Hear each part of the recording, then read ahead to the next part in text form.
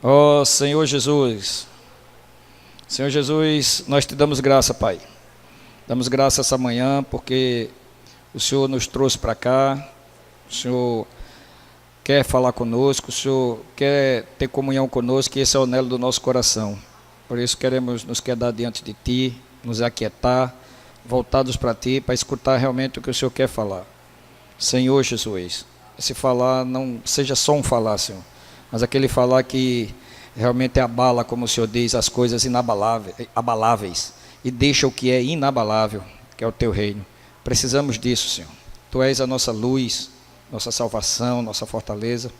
Precisamos do Senhor. Obrigado, Senhor. Louvado seja o Teu nome.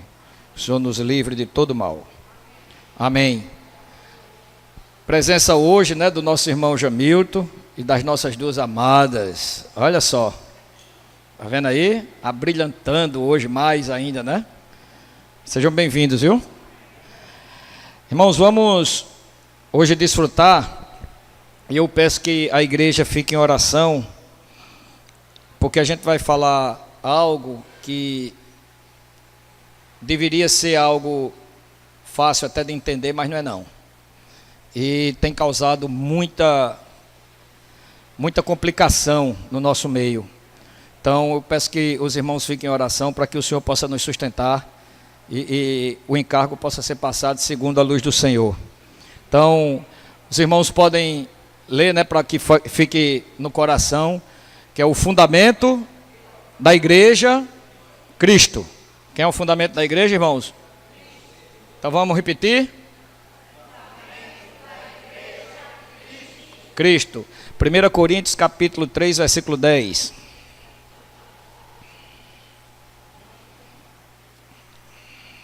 Senhor Jesus.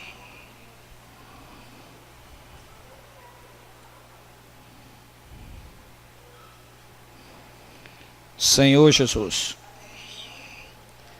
Todos acharam?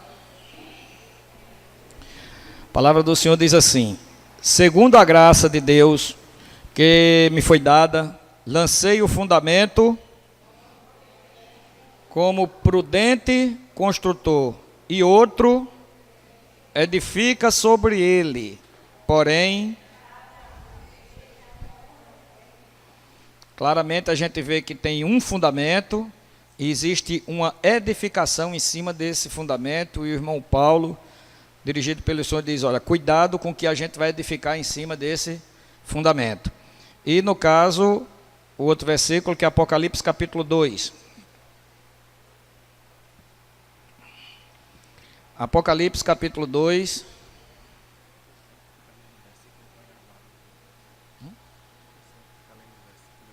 Legal. Capítulo 2, versículo 4. Todos acharam? Tenho, porém, contra ti. Tenho, porém, contra ti, que abandonastes o teu primeiro amor. Então aqui, irmãos, nós vemos dois versículos, não é? Que é bem enfático no que se diz respeito ao fundamento da igreja, que é Cristo e, obviamente, o amor. E antes de começar, queria só abrir um parênteses, já que falou de amor. A gente quer lembrar a oferta da distribuição, os que têm cargo. Cabe dele tem a distribuição na cidade das pessoas de rua, daqueles que são desabrigados. E hoje a gente vai dar o almoço deles lá. Então, só lembrando as ofertas, que é alimento, Tânia? Que geralmente o pessoal traz. Ou oferta de dinheiro que está a caixa ali. Lembrando que é para o encargo, dos moradores de rua, tá bom? Senhor Jesus. Então, irmãos, como foi falado, um assunto que deveria ser, já está mais assim, nas nossas consciências e a gente praticando, mas tem tido muita divergência. O Senhor diz na carta a Éfeso, tenho, porém, contra ti que abandonaste o teu primeiro amor. Mas quando ele se refere às obras, no versículo 2, ele diz assim: conheço as tuas obras. Conheço as tuas obras, tanto o teu labor como a tua perseverança, e que não podem suportar homens maus, e que puseste à prova a que si mesmos se declaram apóstolos, e não são, e os achaste mentirosos, e tens perseveranças, e suportaste provas por causa do meu nome, e não te deixaste esmorecer. Ele está dizendo um contexto de obras. Labor com perseverança é bom, irmãos? Não poder suportar homens maus é bom? Né? Pôr à prova as pessoas que se declaram apóstolos e não são, é bom? Muito bom. Achar as pessoas, no caso os apóstolos, mentirosos, identificar, ter perseverança e suportar a aprovação por causa do nome do Senhor e não se deixar esmorecer é bom? Mas o Senhor diz que é possível fazer tudo isso sem amor. É possível fazer tudo isso sem amor. E aí a gente vai para 1 Coríntios, capítulo 3, para a gente entender, né? Quando é que a gente cai nessa armadilha? Ele diz o seguinte: segundo a graça de Deus que me foi dada, lancei o fundamento, como prudente construtor, e o outro edifica sobre ele, porém cada um veja como edifica. Então ele vai dar 6 tipos de materiais. Ele diz, porque ninguém pode lançar outro fundamento, não existe outro fundamento, não existe outro, né? Além do que foi posto, que é Jesus Cristo. Se, contudo, alguém edifica sobre o fundamento, é ouro, prata, pedras preciosas, madeira, feno e palha. Então, aqui a gente vê ouro, que na Bíblia a gente sabe e tem aprendido que é a natureza do Senhor, né? A prata, que tipifica exatamente a redenção do Senhor, e a pedras preciosas é o trabalhar do Espírito Santo na nossa vida, nos transformando de Jacóis em Israéis, né?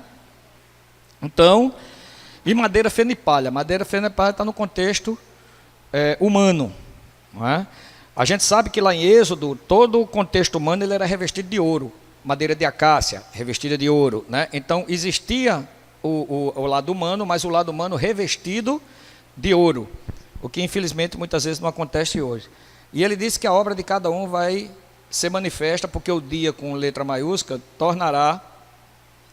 demonstrará, porque está sendo revelada como fogo, está sendo revelada hoje, ou seja, tudo que é madeira, tudo que é feno e tudo que é palha está sendo queimado hoje. A pergunta é, eu identifico a madeira, o feno e a palha e sou um cooperador com o Senhor para que ele queime? Porque eu posso saber minhas limitações, que onde está minha madeira, meu feno, minha palha, que a gente tem visto muito isso nos estudos, e não querer que o Senhor, quando o Senhor vem com fogo, eu não quero, né? Por isso que vai haver o contexto lá embaixo. Porém, ele será salvo como que através do fogo. Se não for aqui, vai ser lá, no choro e ranger, mas que vai ter fogo, vai. Então, hoje, o fundamento que é Cristo, se nós formos para... Por causa do tempo eu vou procurar abreviar o máximo possível, mas a gente vai vendo que todos as iniciais das cartas do apóstolo Paulo, de João, de Pedro, você vai ver que ele inclui a fé, o amor e todos os santos. Fé, amor e todos os santos. Fé, amor e todos os santos.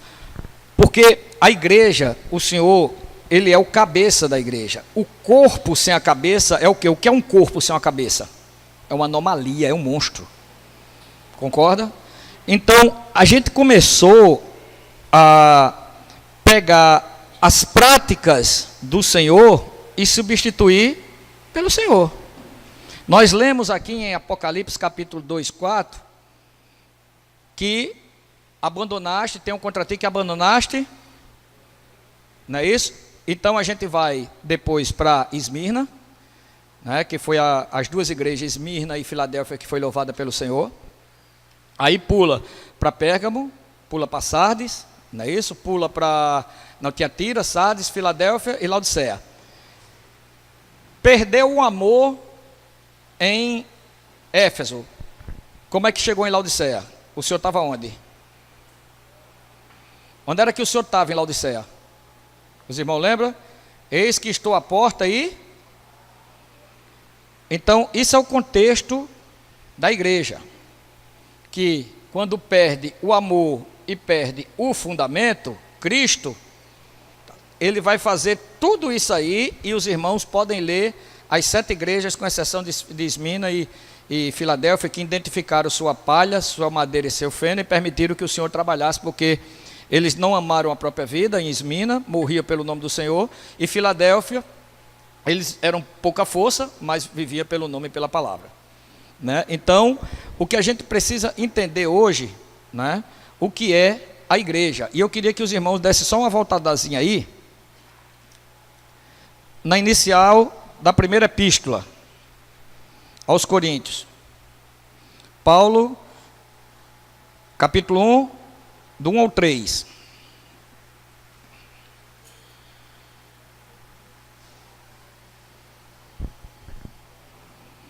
A gente começa por Coríntios, porque a gente tem aprendido que Coríntios foi uma igreja assim, muito infantil, muito carnal, como o próprio Paulo fala, né? Ele chegou e dizia: olha, eu queria falar como espirituais, mas vocês são muito carnais, né? Mas para essas pessoas carnais, porque uma coisa não invalida a outra, para essas pessoas carnais, para essas pessoas infantis, para esse madeiro, feno e palha que vivia nessa igreja, olha o que é que ele diz: Paulo, chamado pela vontade de Deus para ser apóstolo, né? A gente não vai ver outra coisa muito interessante, a gente não vai ver apóstolo Paulo, a gente vai ver Paulo apóstolo, isso é significativo, entendeu? Porque é a inversão, quando a coisa inverte é que dá problema. A gente não vai ver Paulo chegar a dizer apóstolo Paulo, é Paulo apóstolo. Então é a mesma coisa, quando a gente começa a colocar a igreja na frente de Cristo, também é uma anomalia. Então ele chega e diz: Paulo, né, chamado pela vontade de Deus para ser apóstolo de Jesus Cristo, o irmão Sóstenes, a igreja de Deus que está, madeira, feno, palha.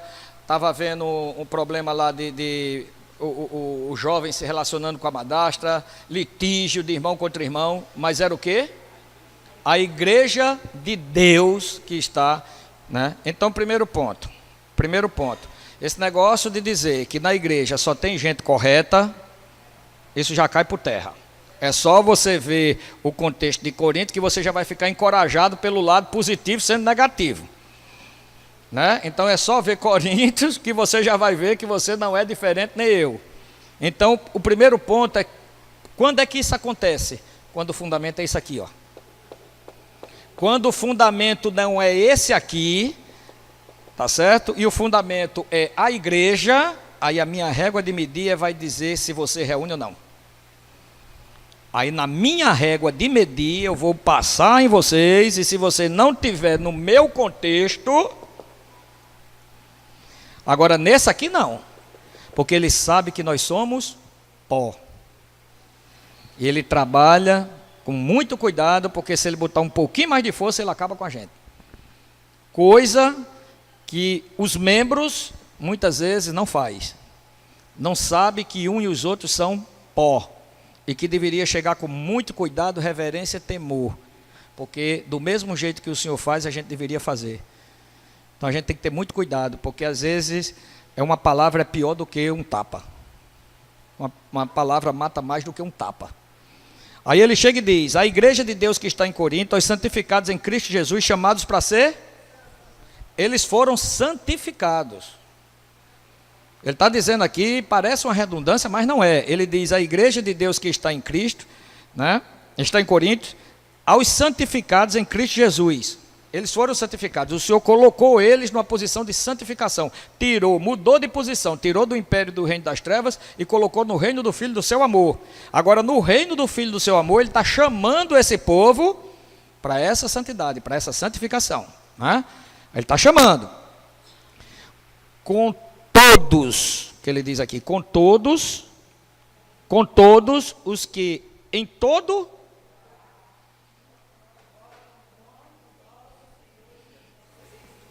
Senhor deles, graças a vós outros, e paz da parte de Deus nosso Pai e do Senhor Jesus Cristo. Se a gente for trazer para nós nos pegamos muito no nome do invocar o nome do Senhor. Foi isso? Oh, Senhor Jesus. E esse texto foi base para a gente, e é para muitos, né? A igreja de Corinto, a todos que invocam o seu nome. O que é invocar o nome do Senhor? João capítulo 17, a gente vai, os irmãos entendam que o que o Senhor quer nos ensinar hoje de manhã é o que parte dele, não é o que a doutrina diz, não é o que é o que parte dele. Ele vai dizer o que é invocar o nome dele. Ele vai dizer o que é invocar o nome dele. João 17,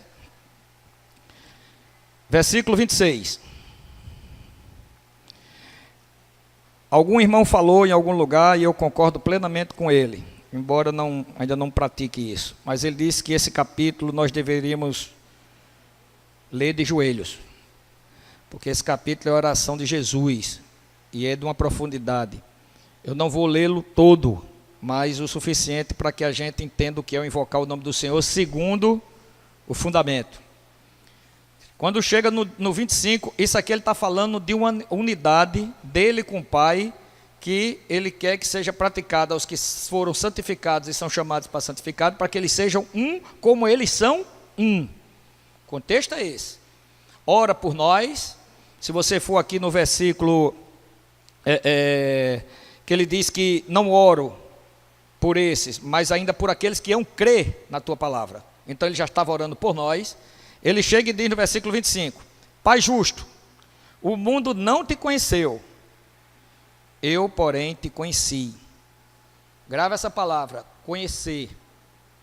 Deu para entender? Conhecer. Conhecer. Conhecer, ele vai à lei de crer. Crer, eu recebo. Não é assim? Conhecer, eu conheço quem eu recebi. Não é? Jesus podia ler: Pai, eu creio em ti. Não, ele diz: eu te conheço. O mundo não te conheceu, mas eu te conheço.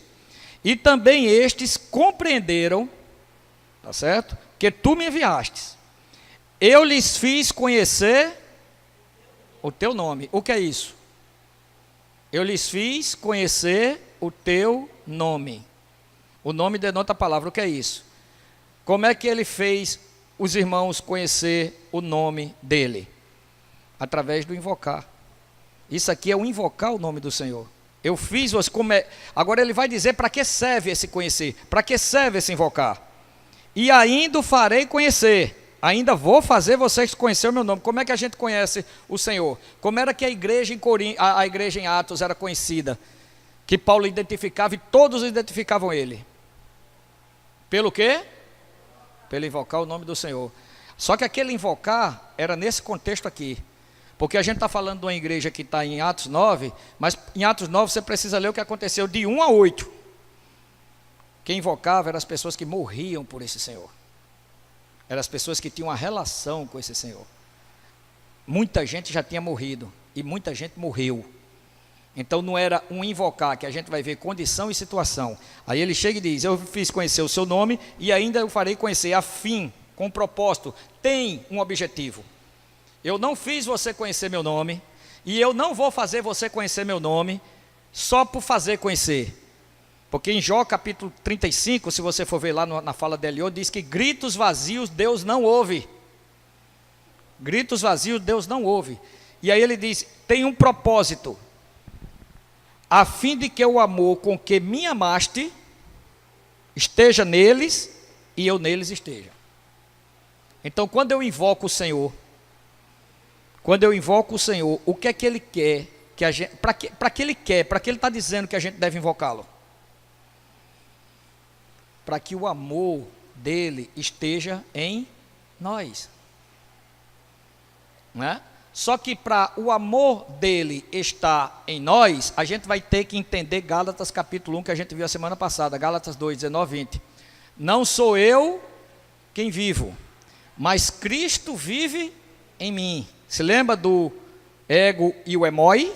Lembra disso? O ego é quase a mesma definição do emoi. O eu, lá de cima, não sou eu, ego, o original, que significa quase a mesma definição do emoi, mas acrescenta o meu e minha.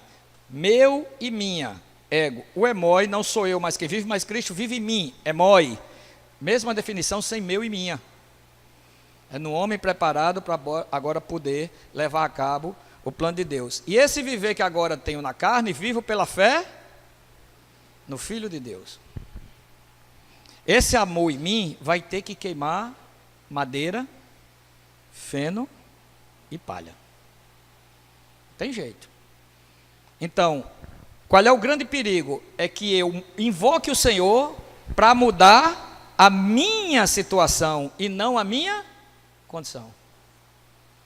O Senhor levanta uma situação de uma enfermidade e eu começo, ó Senhor Jesus, ó Senhor Jesus, ó Senhor Jesus, para que o Senhor tire a enfermidade e eu continue no meu ego.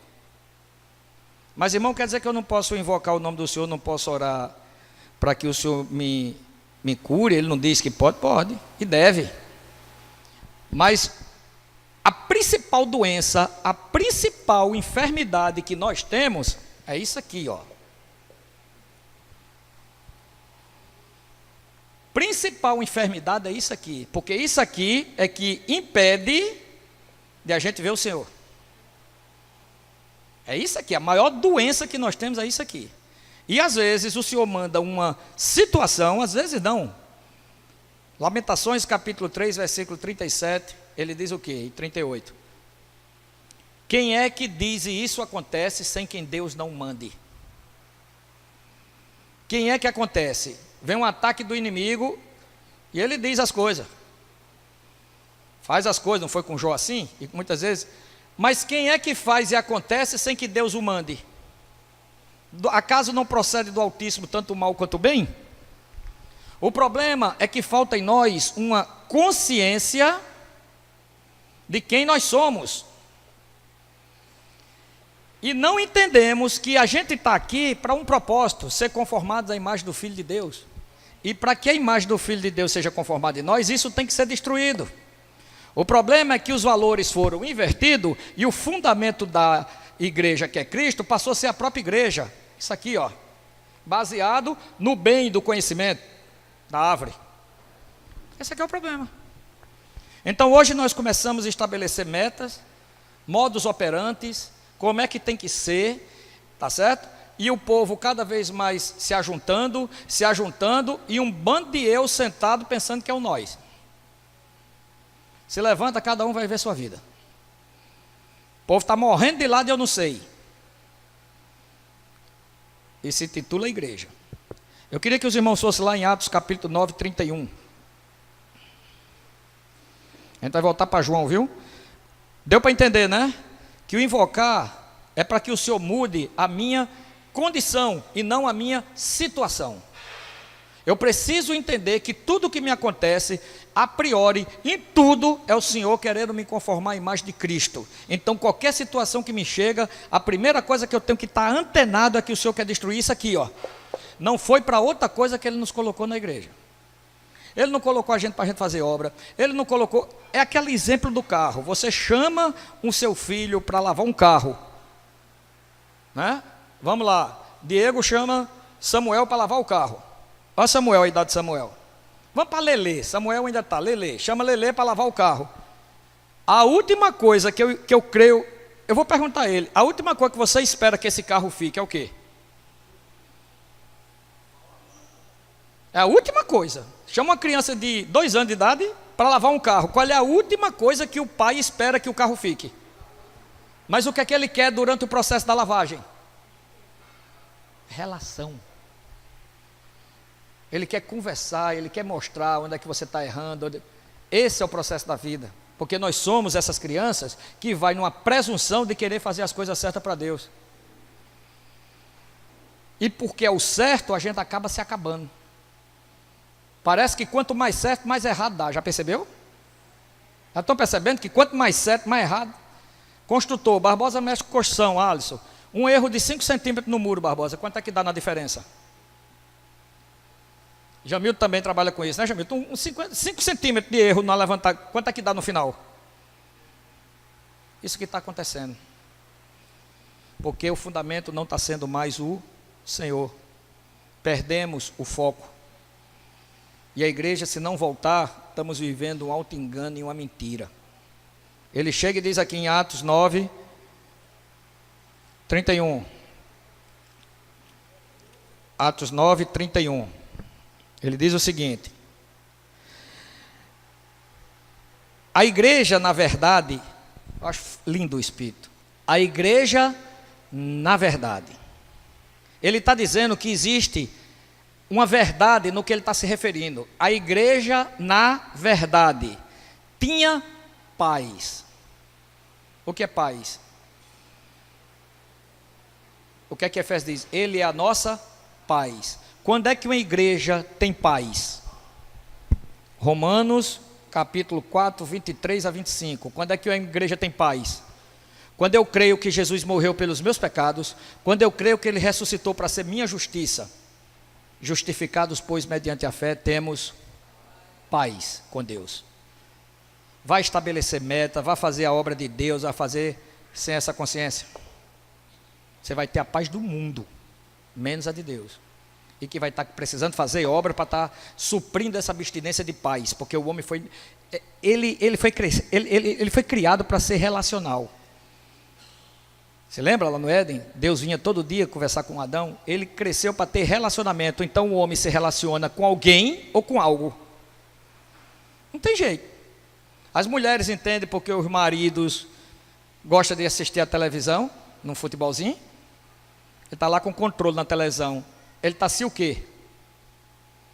Ele está se relacionando com algo. Porque ou ele se relaciona com algo, ou ele se relaciona com alguém. O Senhor quer que a gente aprenda a se relacionar com alguém, que é Ele, para a gente saber se relacionar com os algo. Ele quer que a gente se relacione com Ele para poder assistir uma televisão. Para a gente saber como assiste televisão. Ele quer que a gente se relacione com Ele para que a gente tenha as práticas de onde a gente nos colocou, no mundo criado, em perfeita harmonia. Sem aquilo me seduzir, mas eu glorificando a Deus em tudo. Mas sem esse relacionamento do Pai, não existe isso, existe uma mentira. Ele diz, a igreja na verdade tinha paz com toda a Judeia, Galileia, Samaria. Essa paz aqui, irmão, não é que a igreja se dava com todo mundo, não. Deu para entender? Essa paz é interior. Porque nessa época aqui estava havendo perseguição. Era o que era dentro. Era dentro, ele diz, edificando-se e caminhando no temor do Senhor e no conforto do Espírito Santo. Um dos maiores erros que um filho de Deus comete: cobrar amor, dinheiro para a obra, tá certo? E esse terceiro ponto aí, aumento da igreja. Isso, de muitos, mas vou citar esses três. Isso aqui é a maior armadilha que o inimigo coloca. Amor. Deus amou o mundo de tal maneira que deu seu Filho para todo aquele que nele crê, não pereça, mas tenha a vida eterna. Se eu tenho esse fundamento aqui, e tenho essa consciência que tenho Ele, e que me relaciono com alguém, e permito que Ele destrua isso aqui, qual é o direito que eu tenho de ser carente?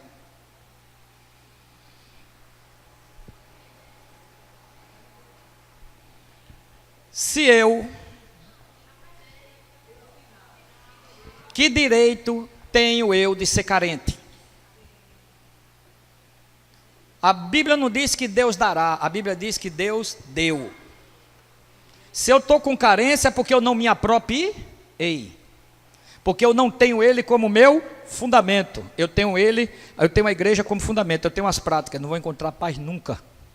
Pode vir para cá, pode jejuar, pode fazer, vai ter a paz de João 14, que é do mundo, do sistema maligno de Gálatas, capítulo 1, que envolve a gente. E a gente tem que fazer essas práticas para ter um espírito e uma alma meritória para chegar diante de Deus e olha o que é que eu estou fazendo, Senhor. Aí tem aquela paz ali, mas daqui a pouco já vai cair de novo. Aí vai estar precisando arrumar, fazer as coisas para poder ter paz. Porque a paz, ela vem de dentro, ela não é fora. Ele é a nossa paz. Paz é uma pessoa, não é algo. Se eu tenho esse amor, porque eu tenho Cristo, irmãos, não tem marido, não tem mulher, não tem filho que supra ninguém, não tem bens materiais, não tem nada. Nós vivemos numa ilusão. Você sonhou em casar? Sonhou com Lipe, Vanessa, em casar com Lipe alguma vez? Quem foi que deu ele a você? E ela, meu filho? Está vendo que a gente perde o foco?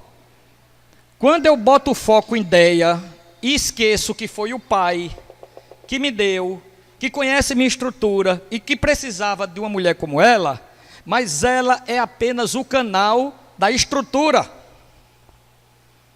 Meus olhos têm que estar aqui, porque eu posso perder um dia que Deus me livre e guarde, eu posso perder ela, mas eu tenho Ele, que vai me sustentar.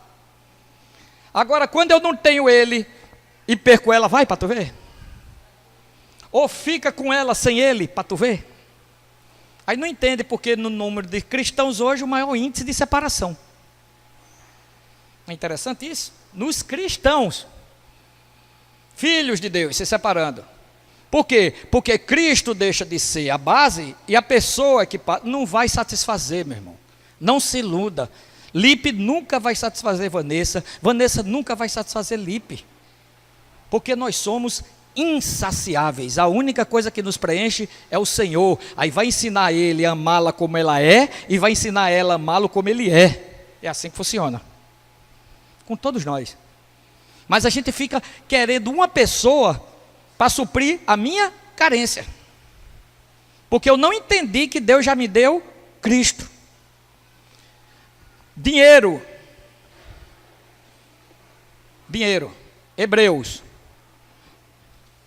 Hebreus capítulo 5. Hebreus capítulo 5. Paulo também é um dos maiores exemplos. Você não vê Paulo uma vez pedindo dinheiro para a obra. Vamos lá. Hebreus capítulo 5. Versículo do 1 ao 4. Todos acharam? Porque todo sumo sacerdote, sendo tomado dentre os homens, é constituído nas coisas concernentes a Deus a favor dos homens, para oferecer tanto dons como sacrifício pelos pecados. E é capaz de condoer-se dos ignorantes e dos que erram, pois também ele mesmo está rodeado de fraqueza. E por essa razão deve oferecer sacrifício pelos seus pecados, tanto do povo como de si mesmo. Versículo 4. Ninguém, está falando aqui, sacerdote aqui, ninguém toma esta honra para si mesmo, senão quando chamado por Deus, como aconteceu com Arão. Quando eu não tenho a consciência de que o Senhor me chamou para o reino dele, para a obra dele, quando eu não tenho essa consciência, tá certo? E tenho minhas contas para pagar, já começa errado. Porque a maioria hoje, o que é que acontece no meio cristandade, o que é que acontece? Nenhum sacerdote toma isso aqui, essa obra, se não for chamado por Deus. O pior é que tem muitos que são chamados por Deus. Isso é fato, muitos são chamados por Deus. Mas no meio do caminho eles perdem isso aqui, porque eles não creem que aqueles que o chamou é o bastante suficiente para poder sustentar o que ele necessita. Não é o que ele quer. Então hoje, para mim, é muito fácil ser pastor da igreja em Cabedelo, tenho 20 mil reais de despesa mensal e botar vocês para pagar. Isso é bom demais. Alegando a verdade na Bíblia. Quem vive pelo Evangelho, merecedores honorários. Não é assim? Aquele que o Evangelho vive tem que comer do altar, não é assim? Vai ver o contexto. A gente fala do texto, a gente não fala do contexto. O contexto está baseado nisso aqui, no amor. Isso aqui está baseado numa consciência de uma obra, que se Deus me botou, Ele é que vai bancar. Uma relação de amor. Eu não vou estar pedindo para ninguém, não. Tá certo? Nem tão pouco, porque é um abismo chamando o outro, viu? Quando eu não tenho essa consciência, eu preciso que a igreja aumente, porque eu preciso arrecadar. Porque os meus 5 sentidos, os irmãos sabem os 5 sentidos, né? Vamos recapitular. Jardim da Infância, grau 1. 5 sentidos.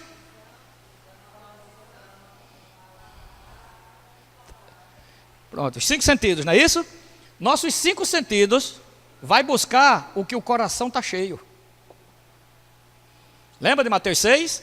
Se teus olhos forem bons, todo o teu corpo será bom. Se teus olhos forem maus, todo o teu corpo estará em trevas. Os nossos 5 sentidos, você pode ver, o que a gente ama, os olhos vão buscar. Pode ver. Os especialistas aí de marketing, quem já foi em shopping, já passou naquelas lojas de perfume caro, que você entra, passa pela frente de um bocado de loja e não consegue sentir nada. Mas quando passa num daquela, eita, o que é isso? Ele quer atingir a sua mente pelo o cheiro. Ativa o que o seu coração consumista quer, concupiscência da carne, concupiscência dos olhos, soberba da vida. Você simplesmente vai e compra. Porque você está em casa às 7 horas da noite, uma chuva da molinga e passa uma propaganda de uma pizza desse tamanho. 7 horas da noite.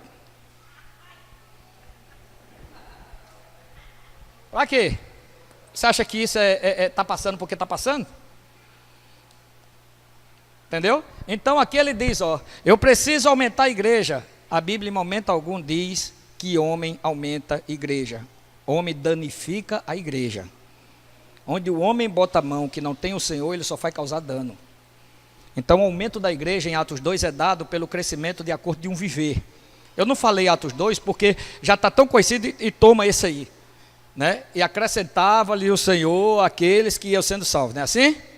Mas esse aqui, ele deixa bem claro que eles tinham temor. O que é o temor do Senhor? A gente já estudou isso em 8:13 de Provérbios. Você lembra do temor do Senhor? O que é o temor do Senhor? Como é que essa igreja vivia? Odiava o mal e seus caminhos. Está lá em Provérbio 8:13. A soberba e a arrogância odeio, e a boca perversa abomino. Então essa igreja, ele vivia no temor do Senhor, não queria acordo com o mal, nem com seus caminhos. Detestava a soberba, detestava a arrogância e a boca perversa. Você vai ver que está todo o contexto da vida da igreja em Efésios. Falar com graça. Soberbo o Senhor conhece de longe, o salmista diz. Pedro diz que Deus resiste ao soberbo, mas dá graça aos humildes. Você começa a entender tudo o que acontece em Timóteo, que ele diz, que se afasta daqui aqueles que invocam, foge da aparência do mal, foge outro sim da aparência do mal. Então você vai ver todo o temor do Senhor nessa igreja. E essa igreja que era a igreja em verdade, ela era confortada por quem? Quem era que confortava ela? Que a gente leu. Espírito Santo. O próprio Espírito Santo confortava a igreja. Porque para você se abster do mal e dos seus caminhos, da soberba, da arrogância e da língua perversa, você tem que matar isso aqui, ó, porque a gente adora isso. A gente adora falar do outro. Tem prazer em subir vendo a desgraça do outro. Tem prazer do que é material. Então o Senhor quer destruir isso aqui, ó. Então aqueles 3 itens ali, ó: amor, dinheiro para a obra.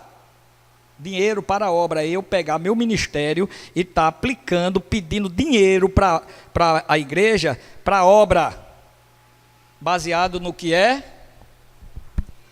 certo. Baseado no que é certo. Irmãos, a coisa dá errada no sentido, não. Dinheiro chega, em alguns cantos, né? Em outros não. As pessoas são salvas? São. Muita gente arrecada aí, muitas vezes, né? Mas a pergunta não é isso. A questão não é essa. A relação? Eu estou aprendendo com a lavagem do carro? Esse aqui é o problema. Então vamos arrecadar. A África está precisando de dinheiro, a Cochichina está precisando de dinheiro, os irmãos estão precisando de dinheiro. Isso é certo ou errado? Mas não tem uma oração fundamentada na comunhão para saber se é isso. Deu para entender? Para saber se é isso, porque o Senhor é tão sábio e sabe que se a gente não começar com Ele como fundamento, a gente vai se desviar para o mérito. Então quantos tem? Quantos já viu aí várias comunidades que é a igreja fulano de tal e retrato do líder de lado? Quem já viu? Isso é normal? Isso é normal? Mas vai falar com ele que é normal, vai ver a obra que ele está fazendo. Muitas vezes a gente não está 1% do que eles estão fazendo. Em relação ao ato exterior, a gente não está fazendo do que eles estão fazendo. Deu para entender? Aí a gente cai no certo ou errado. Porque o que o Senhor quer é uma interiorização da minha consciência para que o que parta de mim seja nele. Seja nele. Sabe como é que a igreja crescia? Um cuidando do outro. Como é que Apocalipse diz? O fruto que dá como? Como é que o fruto dá em Apocalipse? Lembra? Uma vez por mês, não é isso? Uma por mês, não? Uma vez por mês, que são 12 por ano, não é isso? 12 é perfeito, não é isso? Como é que a igreja crescia? Olha como o Senhor dificulta as coisas para a gente. Nery, cuide só de um. Não precisa mais do que um. Vamos cuidar, eu e você, de um. Só. Tânia, tu cuida. Quantas pessoas tem aqui? 60 pessoas? 50 pessoas. Se cada um cuidar de um, daqui a 6 meses tem 120. Tem 100. Deu para entender? Daqui a um ano tem 240 pessoas. Esse é o melhor marketing multinível que foi falsificado aí por esses outros que só vivem quebrando o povo aí. Entendeu? Esse é o verdadeiro. Uma pessoa, porque ele sabe da nossa capacidade. Mas a gente não. A gente escolhe fazer 12 por mês. Não cuida nem de mim mesmo. Você está vendo como a coisa, quando inverte, quando a igreja passa a ser o fundamento? Quando a igreja passa a ser o fundamento, os desvios acontecem. Baseado no que é certo. É certo pregar o evangelho, irmãos? É certo curar leprosos, curar as pessoas que estão doentes? É certo a pessoa endemoniada e a gente, no nome de Jesus, lá expulsar? É certo isso aí? E por que o Senhor disse que nunca conheceu as pessoas que praticaram tal coisa? Não tinha? É para pregar, Senhor? É para curar, Senhor? Como é que é? Os aventais de Paulo, o que era que acontecia com os aventais de Paulo? Curavam. Não era assim? As pessoas traziam. E por que Trófimo quase que morre? E era amado dele. E que ele disse que o Senhor o curou para que ele não tivesse tristeza sobre tristeza. Por que ele não curou? Com a palavra ou com o avental dele? Por que Timóteo, que tinha úlcera, ele não curou? E constantes enfermidades, por que ele não curou? A gente está falando de um servo do Senhor que curava, tinha um dom da cura. Por que ele não curou? Porque ele tinha uma relação. Trófimo e Timóteo precisavam ser tratados e provavelmente as enfermidades que sobrevinham no estômago e as demais, que o texto diz que eram as demais enfermidades, era para tratar com isso, e Paulo entendia. Porque ele chegou em 2 Coríntios e disse: as revelações que foi me dada, foi para quê? O mensageiro de Satanás, foi para quê? Para que eu não me... Mensageiro de Satanás. Então, na terra, o Senhor salvou a gente, nos santificou, chamando a gente para ser salvo, nos coloca na igreja. O objetivo é isso aqui, irmão. Tem outro não. Eu só vou saber fazer obra se isso aqui estiver sendo aniquilado. Se o ego não estiver sendo aniquilado, o que eu estou fazendo é madeira, feno e palha. E está muito bonito porque muita gente, tem que ter muita gente. Tem que ter muito volume. Para isso aqui, ó. Por isso que muita gente vai se decepcionar. Muita gente vai se decepcionar com uma obra muito grande. Jesus chegou para aquela figueira e amaldiçoou, lembra?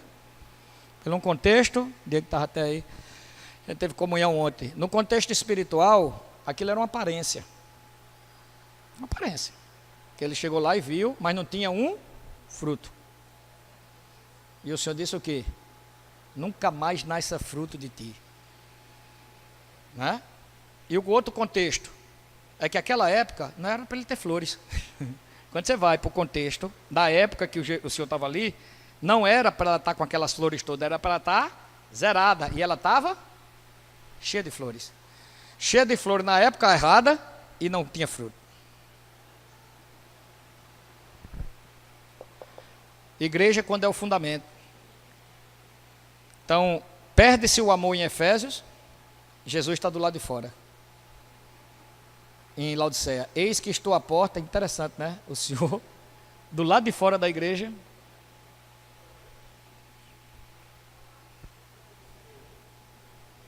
porque o Senhor levou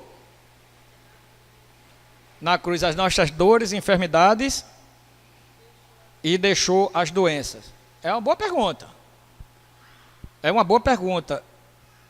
A gente tem até estudado sobre isso. Ele diz o seguinte, que Satanás, com a queda, houve uma desconfiguração do ser humano e da terra. Uma escolha nossa. A fonte originadora, ele teve que destruir. Vamos colocar doenças, vamos fazer o seguinte, porque doença é específico, vamos apimentar a coisa. Vamos falar de pecado e vamos falar de pecados. Que pecados está? Tudo, doença, está tudo, né? Porque toda doença não é fruto do pecado, não é verdade? Não é que você pecou, a irmã Marlene tem um problema de saúde, tá certo? Não tem sombra de dúvida que é fruto do pecado, mas não é que ela pecou. Porque em outra hora o Senhor pode dizer, não foi culpa dela, nem culpa dos pais dela, mas que aqui seja feita a glória de Deus na vida dela.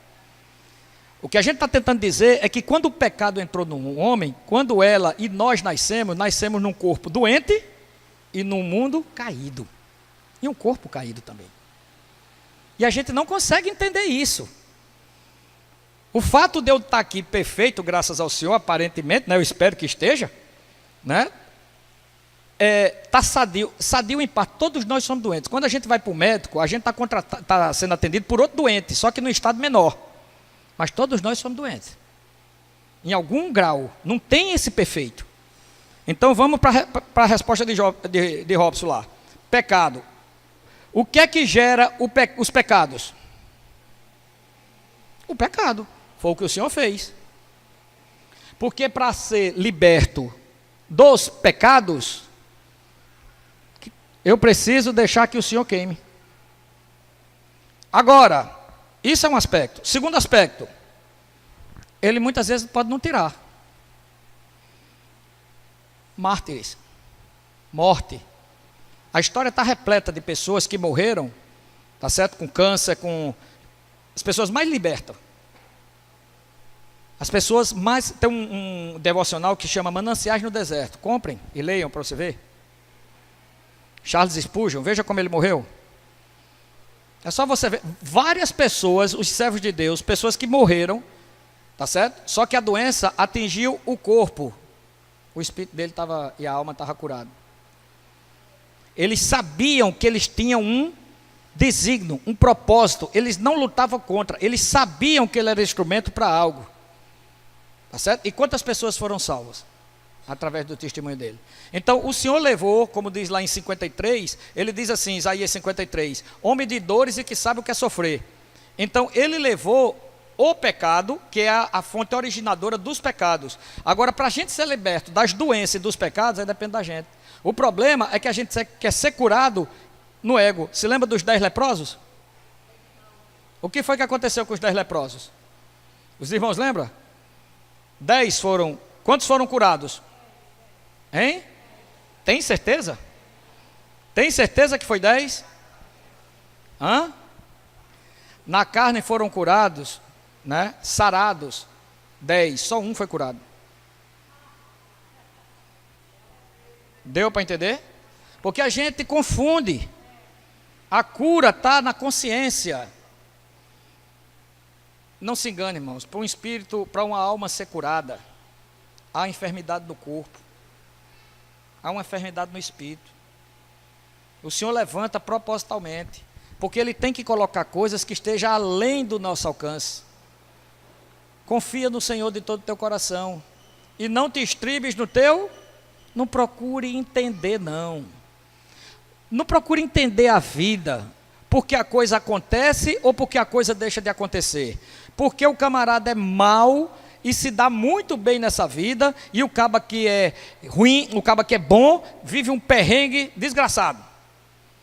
Asaf caiu nessa armadilha, quase que apostata da fé, Salmo 74. Versículo 17, ele diz, até que, foi a felicidade, quando ele botou a mente no órgão correto, que é o Espírito, aí ele viu quem ele era, onde estava e o que ia acontecer com aquele povo. Malaquias também narra isso, quando ele começa, de que aprove a gente ter mãos limpas, andar nos caminhos do Senhor, fazer a lei, proclamar a lei, praticar a lei, e olha a situação da gente. Aí o Senhor disse, olha, naquele dia vai ter um memorial para os filhos do Senhor, e naquele dia vocês vão ver a diferença entre o que serve e o que não serve o Senhor. Só que essas pessoas que adquirem doença e muitas vezes não são curadas, já têm essa consciência aqui. Eles são pessoas completamente libertas. Parêntese. Jesus estava preso diante de Pilatos. Plena consciência de quem era, plena consciência do que estava fazendo, o que veio fazer aqui, o que fez, para onde ia e para onde ia voltar novamente. Plena consciência. João 12. Pai, minha alma está angustiada até a morte. Angustiada, morta, está demais. Até a morte. Morta não, até morte. Mas que direi nessa hora, se foi para isso que eu vim? Ele não ia invocar o pai dele para tirar a situação, não. Era para manter ele na condição. E orava em agonia. Se lembra que a gente já viu naquele estudo, agonia? Se lembra o que é agonia? A luta de Jesus contra a vontade dele. Não seja feita a tua vontade. Seja feita a tua vontade e não a minha. A mente, agonia, o ago ali, aquele radical ago, é a luta que Jesus estava tendo na mente, liderando a guerra contra a vontade. Porque começou a se deparar com traição, com gente querendo o lugar dele, na Santa Ceia, se lembra disso? A gente não viu no estudo quinta-feira passada? Lembra disso? Primeira coisa que ele se deparou, traição, negação. Pode ver o caminho de Jesus na cruz, o que era que ele ia se deparando. Julgamento injusto, tudo contrário. E a vontade dele, ele era um homem. Aí dizer, rapaz, como é que eu vou passar pelo negócio desse? Por isso que ele deu agonia, não é aquela agonia desesperadora não. É uma agonia de uma luta mental contra a vontade dele, onde ele liderava. Porque ele sabia do propósito, e é isso que ele veio para dentro de nós, para saber que quando a gente tem uma doença, a gente precisa ter, às vezes chega num estado de agonia, mas não agonia desesperadora, mas do controle da mente sobre aquilo que está me afligindo, porque eu sei quem eu sou. Eu sei o que é que eu estou fazendo aqui. Eu sei para que foi que o Senhor me colocou. Aí o sofrimento, ó, diminui. O sofrimento aumenta quando eu não sei quem eu sou. Então eu começo. Aí começo a ter medo de doença, começo a ter medo da morte. Né? Não é incoerência, e que o Senhor nos cubra com seu sangue, não é incoerência a gente dizer que ama Deus, que quer Deus, que gosta de Deus, papapá, e a gente recebe um diagnóstico que está indo para Ele e se desespera. É uma incoerência ou não é? Ou não? Eu estou falando besteira. Quem é o alvo de a gente estar sentado aqui hoje? Quem é o alvo? A gente está aqui por causa de quem? Hein? Quem é que nos sustenta? Né? Quem é a nossa vida? A gente vive em função de quem? Mas se Ele nos chamar hoje? Amém? Tem certeza? Amém, eu creio, Marlene. O que você está dizendo, eu creio. Amém. Que isso seja realidade, porque na prática não é. Na prática a gente poderia entender o que é entristecidos, mas sempre alegres. Não tendo nada, mas possuindo tudo. A gente poderia entender que a tristeza se faz necessário, que a gente não é feito de gelo, não. Perder pessoas que a gente ama dói. Dói. Mas quando você tem uma consciência de quem você é, o que é que você está fazendo aqui, e de um processo, tá certo? Você se entristece, mas ao mesmo tempo se alegra. Porque você está vendo as coisas se cumprirem, e você não é um fora, você está dentro. Então a gente recebe uma doença do Senhor, que Ele manda, via o inimigo, e se desespera. E bota a igreja para orar, porque... Você já viu alguém que recebeu uma notícia dessa e orar para a igreja e dizer assim, irmãos, eu não quero que vocês orem, eu quero que vocês me ajudem em oração, me manter fiel naquilo que o Senhor me botou nisso aqui. Eu quero glorificar o nome dele aqui. Se Ele quiser me curar, amém. Mas orem para que o propósito de Deus seja feito. Que Ele me sustente para que eu não envergonhe nessa caminhada. Ah, essa oração? A oração para que o cara seja livre, rapaz. Porque o alvo é o corpo, o alvo é a saúde, o alvo não é o ego, não. A gente não consegue fazer a leitura espiritual da coisa, que o Senhor está querendo aniquilar o ego. Gilson, Gabriel não está aqui, Gilson teve uma experiência, Missivaldo e Gilson teve essa experiência, a gente passou os dois, o senhor confirmou através dos dois, né? Gilson estava com os olhos fechados. Gilson é um irmão nosso que dormiu no Senhor, ele teve um câncer fulminante, foi rápido demais, na garganta, e uma das visitas que a gente foi lá, estava a Vilma cuidando dele, e ele lá, aí Vilma disse, Nery, os médicos estiveram aqui, e ele estava como quem totalmente inerte, anestesiado mesmo, né? Ele estava lá, aí os médicos começou a dizer que o caso dele era assim, que era o caso assado, começou a falar no aspecto terreno da coisa. Aí quando os médicos saíram, ele abriu o olho assim, olhou para a Vilma e fez. Aí disse, como foi a frase, disse, como quem diz assim, eles pensam que estão certos, eles pensam que sabem de alguma coisa. E não conseguia nem falar direito. Tá certo? Missivaldo também entendeu o processo. Então, o que foi que aconteceu com o Gilson? A irmã chegou lá, passou e disse bem assim, se preocupe não, que Deus não está preocupado com o corpo dele, não, Deus está preocupado com a alma dele. E a gente não entende isso, por isso sofre que só a molenga. E ora, bota joelho no chão, faz jejum para o Senhor curar, que eu não creio que o Senhor não se agrade disso não, assim, porque Ele vê, porque essa demonstração de amor para querer tirar a pessoa daquela situação vem dEle, a gente só é assim por causa dEle. Mas Ele quer que a gente deixe de ser criança e passe a ser maduro com a consciência. Pai, se for da tua vontade. Entendeu? Pai, se for da tua vontade. Mas que não faça a minha vontade. Aí quando ele disse isso, começa a agonia. Porque a vontade dele era não ir. Por causa da cruz, por causa do sofrimento, não. Porque ele ia passar pelo pior momento das trevas da vida dele, se separar do pai. 3 horas na cruz sem o pai. Nunca ouvi isso. Está vendo a mente de Jesus onde estava? A mente de Jesus não estava preocupado só, ele como homem sabia das dores, mas o alvo de Jesus era a perda da presença do Pai. Isso era que doía no coração dele, e foi que ele disse, Pai, se tiver um jeito aí todo mundo pensa que é a cruz, não. O problema do sofrimento da gente está onde a mente da gente está. Ou a gente tem a mente do Espírito, que nos leva para Deus e essa consciência, ou a gente tem a mente da carne, que nos leva para o ego e faz a gente agir tudo isso que está sendo falado nessa mensagem. Então, por isso que ele disse, aquele que quer vir após mim, a si mesmo se negue. Deu para entender? Então hoje nós somos conhecidos por muitas coisas, nós somos conhecidos por aqueles que invocam o Senhor, mas eu não estou vendo ninguém morrendo aí não, e perseguido, pelo menos eu não estou vendo, né? Vocês é aquele que, lá de Cabedelo, né, que diz, Senhor Jesus, quem já teve essa experiência? É ou não é? Vocês acham isso bom ou acham ruim? Bom, mas quem dera que a gente fosse conhecido por aqueles que se amam, hein? Jesus disse em João 13, quer saber como é que o mundo vão saber que vocês são meus seguidores, meus discípulos? Quando vocês se amarem. Conhece alguma comunidade que é reconhecida porque se amam? Tem alguma coisa errada com a gente. Conhece alguma comunidade, não vou falar aos nossos arredores, que é conhecida porque se amam e que aquilo atrai, como dizem Atos, que as pessoas se sentiam atraídas por aquele viver? Conhece alguma? Tem alguma coisa errada ou não tem? Aí eu pergunto, se está desse jeito, o fundamento está sendo Cristo? Porque Ele não mente. E se a coisa não está acontecendo, é porque o que Ele disse não é verdade, ou porque quem era para fazer isso não está fazendo? Porque a gente está preocupado com o umbigo. O nosso ventre se tornou o nosso Deus. Nós não corremos atrás do que nós necessitamos na dependência do Senhor. Nós corremos atrás do que a gente quer. E aí está aí o caos. Eu preciso de fazer coisa para me sentir amado.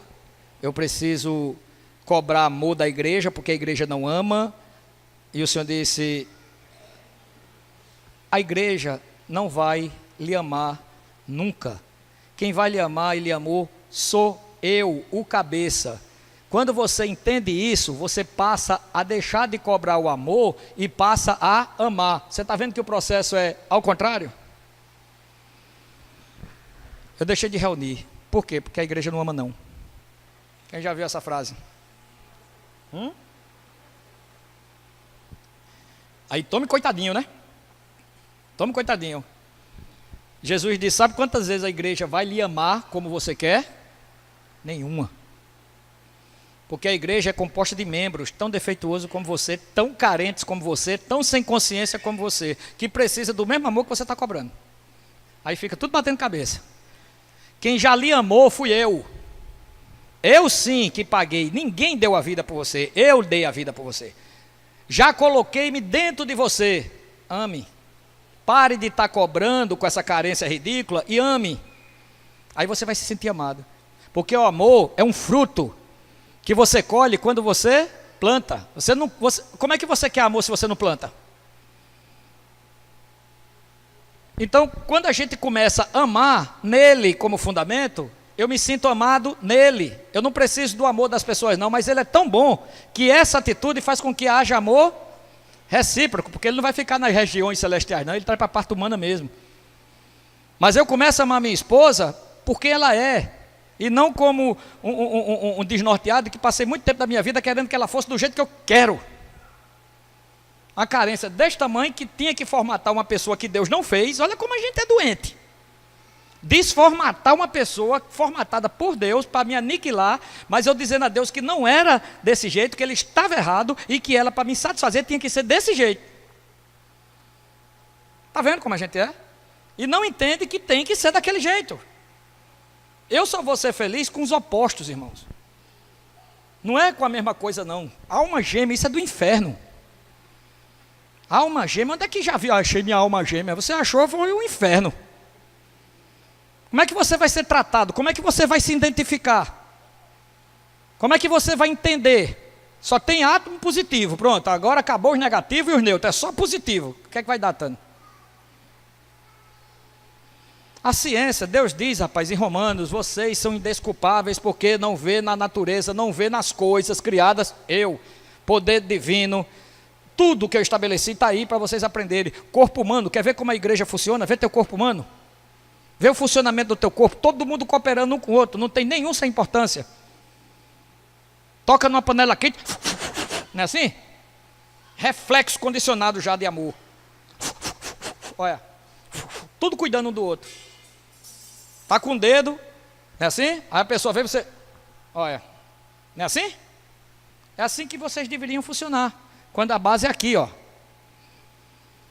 Mas infelizmente a gente estabelece normas, regras e lei, porque é para produzir isso aqui, irmãos. Produzir consciência é uma vida. Produzir lei é rápido demais. Quer ver uma coisa? Olha, irmãos, é o seguinte. O caixa da igreja está muito baixo. Muito baixo. Tá certo? A palavra diz que tem que dizimar. E que se você não gastar aqui, você vai gastar na farmácia e você vai gastar no hospital. Então é muito melhor você fazer a sua parte e deixe de ser ladrão. Porque a cadeira que você está sentado, tá certo? É do dinheiro, do dízimo que você não está dando. Né? A de Marilene não, é verdade. Irmãos, presta atenção. Uma palavra dessa está gerando que tipo de relacionamento com Deus Pai? Amor. 3 coisas. Medo, culpa e barganha. Acabou-se. Se não é pego em uma, é pego em outra. Então você se levanta daqui, porque o homem de Deus, né? Suposto. Se levanta todo se tremendo. Aí vai lá e bota seu dinheiro por medo.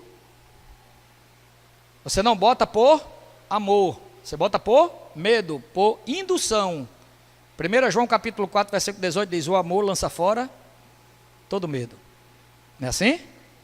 Porque o medo está relacionado ao temor. E quem teme não é aperfeiçoado no amor.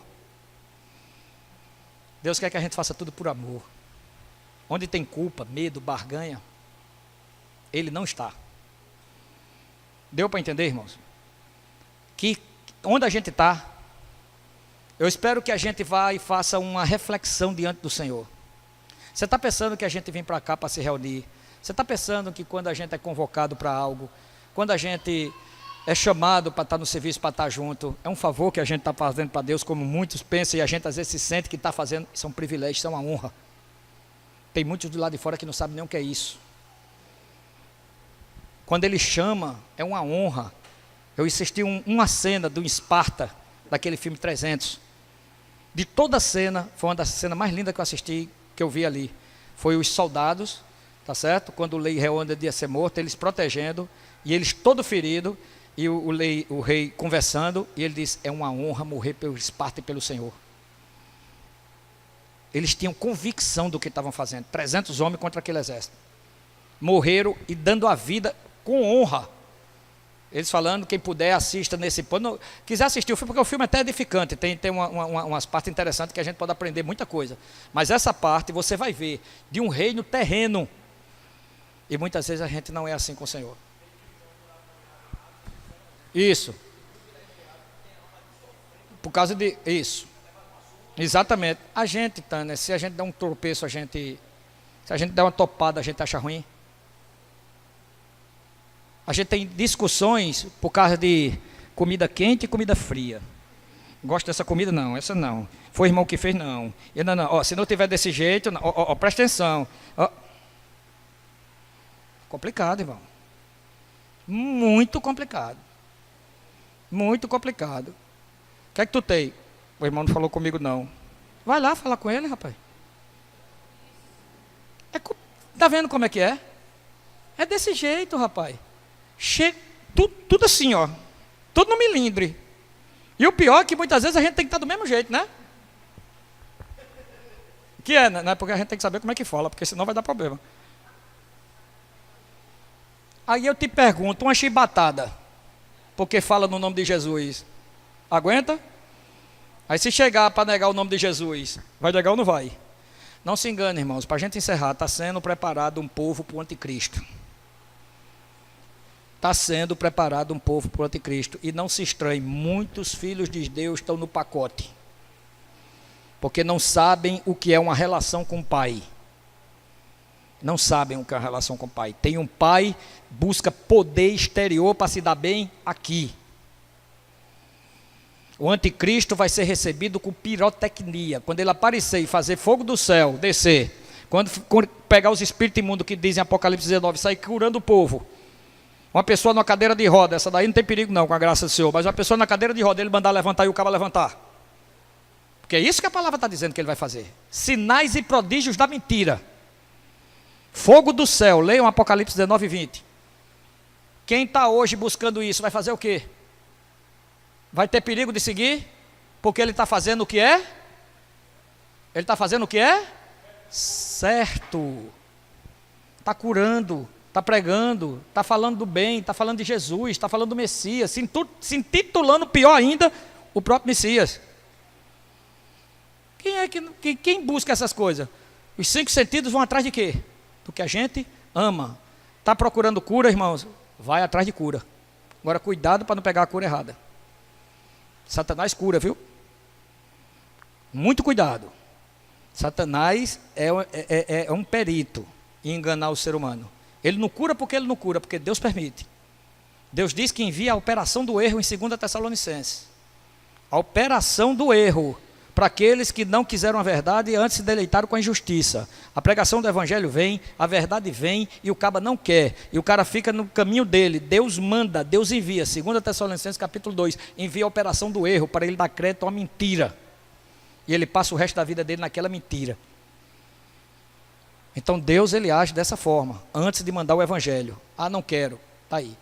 Então que o Senhor tenha misericórdia de nós e que faça que a nossa visão para ontem mude com relação a isso aqui. Cristo é o nosso fundamento. Cuidado com as práticas que não têm base no Senhor. Por melhor que seja, por mais bíblica que seja, vai dar um desvio no final. Grande. E o desvio é esse aqui, ó, perda. Quantas vezes quis reunir vocês debaixo das asas, como a galinha reúne seus pintinhos, e vocês não quiseram. Isso é o coração do Pai.